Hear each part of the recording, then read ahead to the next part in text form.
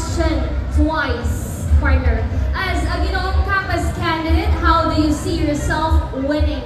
As a Ginoong Capas candidate, how do you see yourself winning? In Tagalog, bilang isang kalahok ng Ginoong Capas, paano mo nakikita ang sarili mong manalo? Again, you please approach the microphone. Bilang isang kalahok ng Ginoong Capas, paano mo nakikita ang sarili mong manalo?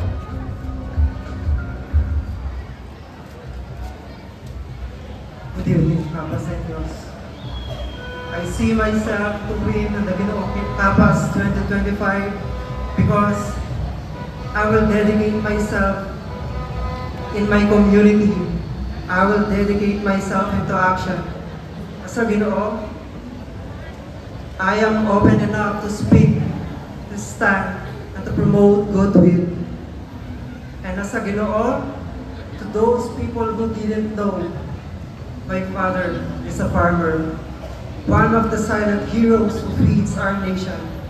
And his story inspired me to speak up for them. And that's why I'm here. To fight for the rights in terms of fair wage, land securities, access and education, modern equipment, and most of all, the support of our local government. I believe that their works deserve more than just a respect. They deserve protection. Because I believe that without farmers, there's no food. Without farmers, there's no future. And let us be their voice until they are heard. And that's why I'm here, standing in front of you to represent them all. I'm Juniel Pundanan Miranda, your Ginoong Capas 2025, an advocate for programa para sa magsasaka dahil naniniwala ako na ibibida ko ang Capaseñong magsasaka. Salamat po. Thank you so much.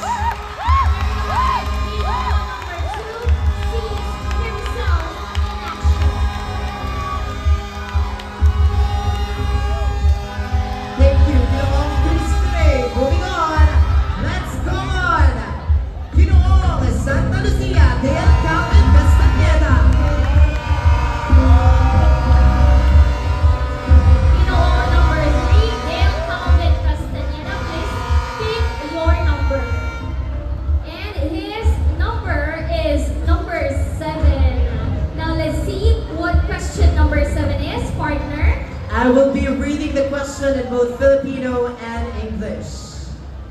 Considering global warming and climate change happening, why is it important to be aware of this phenomenon? Ang pabago-bagong panahon o climate change ay nangyayari saan mang sulok ng mundo. Bakit mahalaga ang magkaroon ng kamalayan ukol dito?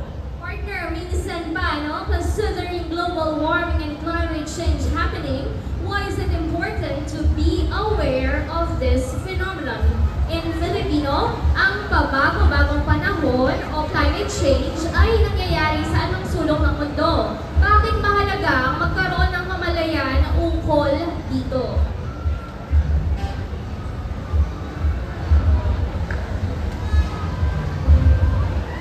You know, ladies and gentlemen, it has been a rampant issue about climate change and global warming that we experience. For a lot of our elderlies are actually having heart attacks and heart failures due to too much heat that we have.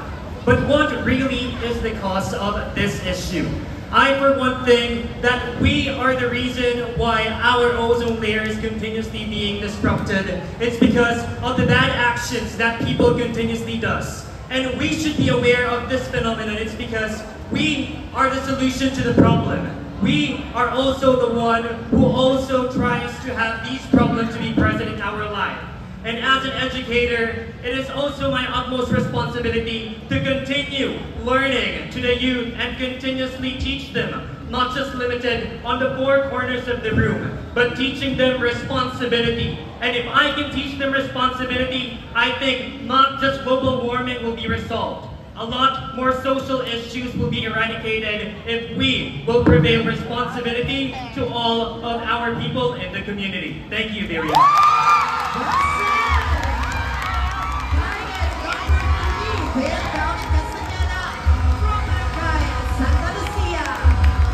We must be aware, partner, because we are the problem. We are the cause. I like this answer. We are the problem, but we are also the Solution, solution. yes, partner. And moving on to the next semi-finalist, calling four from Conjuntos, Jean Paul Ordinario. John Paul, please pick your number.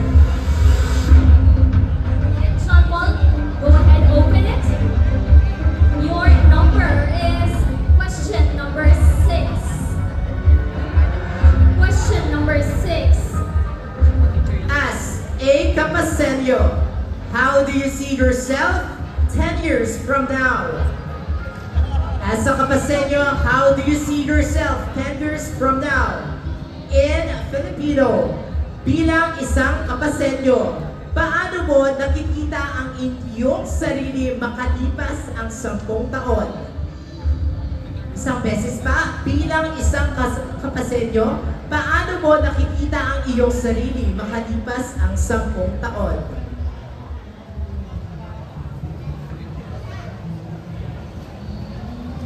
Good evening, everyone. I can see myself 10 years from now is that I am successful and I am happy and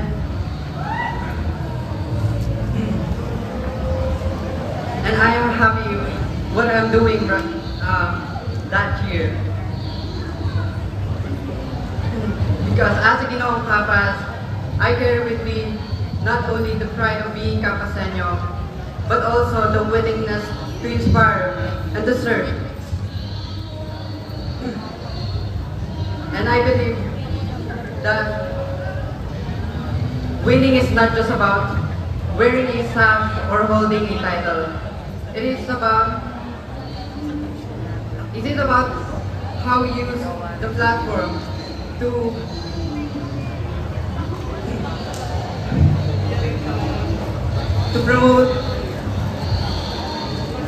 promote our culture, to support our youth, and to represent the strength of our people.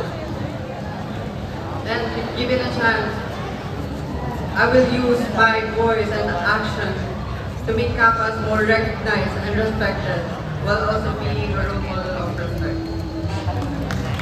Thank you so much!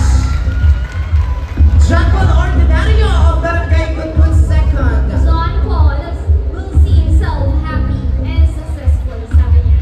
Partner. That's right, partners. Sino nga ba naman ang hindi gusto maging masaya? Yes, and of course, let's up to your definition of success, partner. Tama? Tama naman yan, partner. And of course, moving on to our fourth semi-finalist. Ginoong 15, Kugkog, Carl Terence Landingin. Carl, go ahead. Click your number. Sige, Carl. Buksan mo na yan. Okay, you picked question number 5. Sige, let's look at our lead. Carl, allow me to read the question in English first. Aside from education, what do you think that the government needs to focus more and why? And once more, aside from education, what do you think that the government needs to focus more and why? In Filipino, maliban sa edukasyon, ano sa tingin mo ang mas dapat bigyan o nangangailangan ng mas maraming pansin at bakit? Isa pa, maliban sa edukasyon, ano sa tingin mo ang mas dapat bigyan o nangangailangan ng mas maraming pansin at bakit?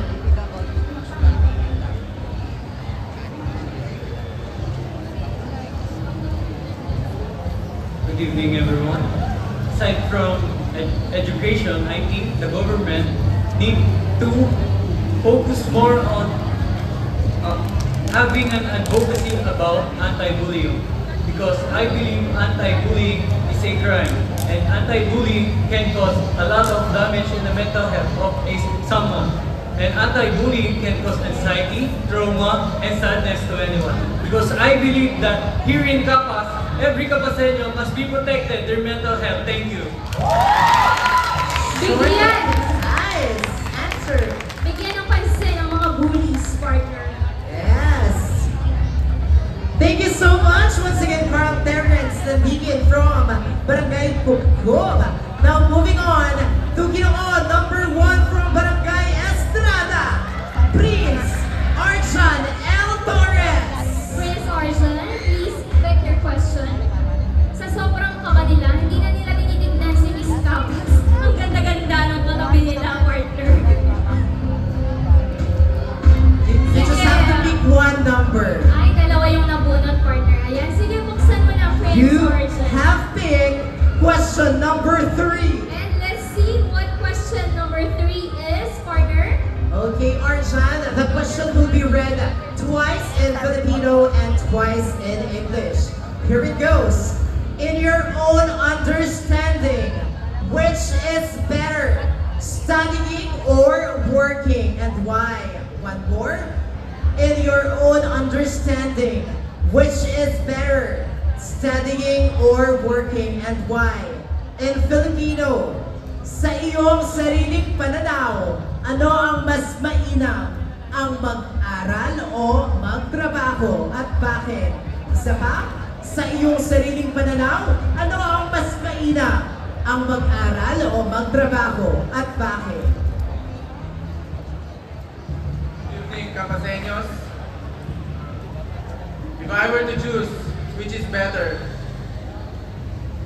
education or working, I believe that education is always better because by being educated, we all are going to be empowered, and by being empowered, we can raise each and everyone in our community.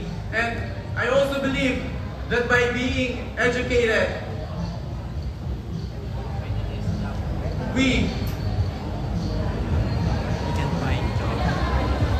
I also believe that education is the best asset that we can have. That would be all. Magandang gabi, Kapas. Alright, thank you so much for that answer. Prince Arjan Torres from Barangay Estrada. Partner, buti na lang hindi tayo yung pinapili. Partner, bawas tayo. Diba, partner? Okay. Our next Pinoy is from Barangay Talaga. Ginoo number 11. I believe that Ginoong Talaga is very excited to answer the question because we haven't yet mentioned his number, but here he is already standing confidently. Si Barangay Talaga. Okay. He picked question number 9. Let's see what question number 9 is. I will read it in English and then in Filipino. You may answer as well in English or in Filipino. As a candidate of this prestigious search for Ginoong Capas, which is more essential to you, winning or losing, and why? Once more, as a candidate of this prestigious search for Ginoong Capas, which is more essential to you, winning or losing, and why? In Filipino, bilang isang kalahok para sa prestigyosong patimpalak ng Ginoong Capas, alin ang mas mahalaga? Ang manalo o matalo at bakit? Ulitin ko, bilang isang kalahok para sa prestigyosong patimpalak ng Ginoong Capas, alin ang mas mahalaga? Ang manalo o matalo? Bakit? Good evening, everyone. You know what? Victory and failure is not the basis because both parts can definitely give us a valuable lessons in our life. And for me, there's no difficult part in winning or in losing if you're ready for it. It is because in a winning, you will need to fulfill your obligations and responsibility, such as leading as a role model to the youth, spreading awareness, and to advocate.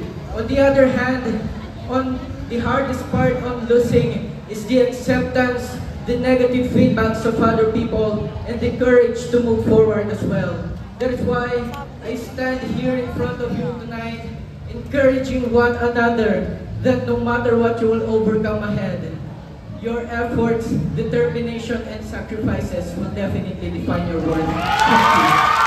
Present from our P11 from Canada, Wayne Kirby Venezano. Partner, winning or losing, hindi siya pumili, partner. Hindi siya pumili. Partner. Now let's have our semi-candidates or semi-finalists from Barangay Lawi, Van Jared Valencia. Van Zared Valencia, pick question number 1. Van Zared, let's look at the lead and let's see, because my partner will read the question. Okay, Van Jared, here is your question. What do you think is humankind's greatest invention and why? One more. What do you think is humankind's greatest invention and why? In Filipino, sa iyong palagay, ano ang pinakadakilang imbensyon ng sangkatauhan at bakit? Parang nahirapan ka sa Another Filipino, one partner. for the Filipino question in Filipino. Sa iyong palagay, ano ang pinakadakilang imbensyon ng sangkatauhan at bakit? At naitawid ko yun, Ma'am A.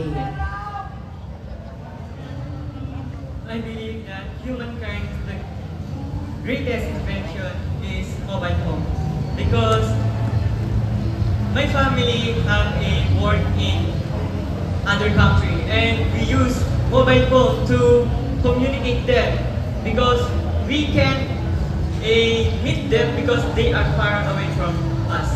And as Ginoong Campus 2025, I encourage everyone to use mobile phone with purpose and wisely. Always remember our own actions have its own consequences. Thank you. According to Ginoo from Lawi, the greatest invention, partner, is mobile phone. Mobile phones. I couldn't agree more, partner. And moving on to our next semi-finalist is from Santo Domingo Dos. Ginawa number 14, Christian Josh Mamaril. Christian Josh, go ahead, open, and let's see what number is that. Christian Josh got question number 8.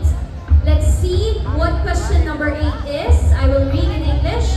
What particular event in your life bothers you most and why? Once more, what particular event in your life bothers you most and why? In Filipino, anong partikular na kaganapan sa iyong buhay ang lubhang bumagabag sa iyo at bakit? Isa pa, anong partikular na kaganapan sa iyong buhay ang lubhang bumagabag sa iyo at bakit?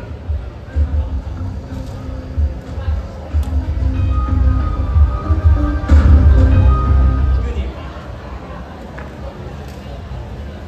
The most particular event in my life that bothers me is this pageant. This is my first time joining in this kind of platform, which is pageantry. And this event is such an overwhelming because I didn't expect to be on the top 10. I don't have handler, I don't have a glam team, and I don't have a budget as well.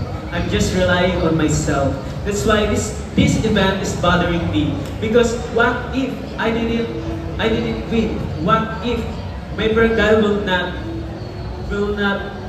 proud of me? Thank you. Alright, thank you so much for that answer. Candidate number 14 from Santo Domingo Dos, Christian Josh Mamaril. What And if, partner? What if? that is the question. And we are down to our last two semi-finalists. And this time, let's meet Ginoong number 19 from Santo Domingo Uno, Jonathan Paul David. And David. Jonathan picked question number. Number 10. Let's see what question number 10 is. Partner, kindly read. The question will be read twice in Filipino and in English. As a Capasenyo, how can you say that it's more fun and angat ang kapas? Once more, as a Capasenyo, how can you say that it's more fun and angat ang kapas? in Filipino, bilang isang Kapasenyo, paano mo masasabi na mas masaya at angat ang Kapas?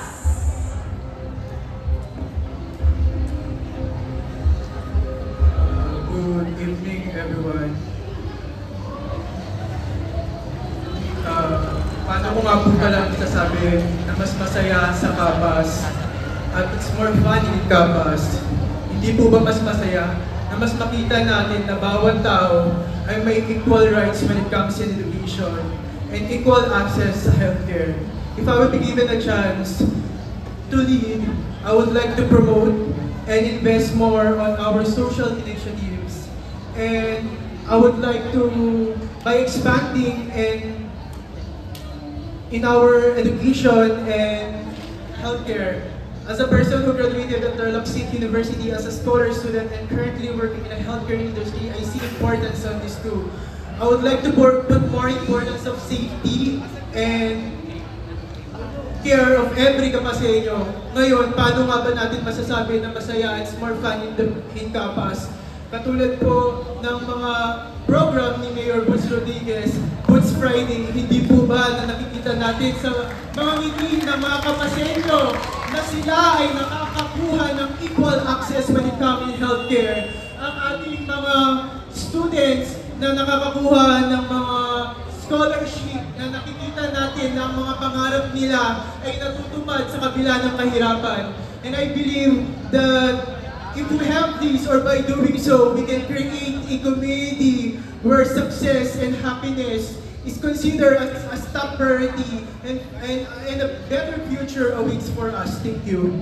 Alright! Partner, tunay nga na mas masaya talaga sa Alright, Kapas, before we proceed to the last candidate, Ma'am Aileen, if I were to ask you, as a teacher, why do you think it is happier in Kapas?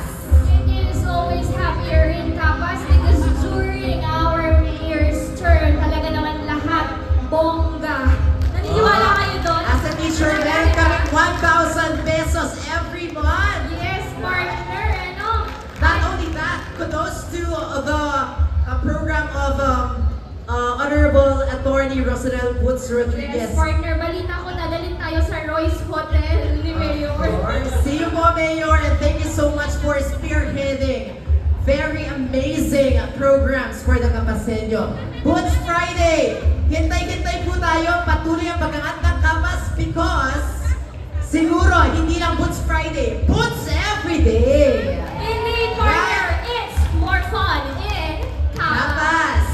And moving on to our last semi-finalist. Last but not the least, partner is John Patrick Arcilia of Barangay Santa Juliana.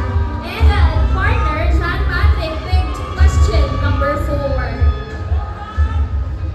He must have been feeling the agony of the last one to answer the question. So your question, Ginoong Santa Juliana, amidst the controversies across in our country, how can you convince a young child that there is still hope for the Philippines? Once more, amidst the controversies across in our country, how can you convince a young child that there is still hope for the Philippines? In Filipino, sa kabila ng mga kontrobersiya ang bumabalot sa ating bansa, papaano mo makukumbinsi ang isang batang pastit na mayroon pa rin pag-asa ang Pilipinas? Isa pa, sa kabila ng mga kontrobersiyang bumabalot sa ating bansa, paano mo makukumbinsi ang isang batang pastit na mayroon pa rin pag-asa ang Pilipinas?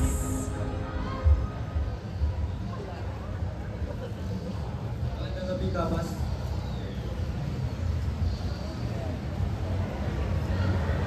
Sa kabila ng kontrobersyon na bumabalot sa Pilipinas, paano ko nga ba makukumbinsi ang isang batang paslit na mayroon pang pag-asa ang ating bansa? Makukumbinsi ko sila sa pamamagitan ng isang programa, ang programa na tinatawag pong Youth League. Ito ay isang programa kung saan ang mga batang mismo ang paslit, na sila ang mismo ang tuturuan para maging isang mamamayang Pilipino na magkakaroon ng lakas at pagdidevelop ng kanilang values. At ito'y sasamahan ng ating Panginoon. Maraming salamat. Thank you so much to our last semi-finalists from Moving Santa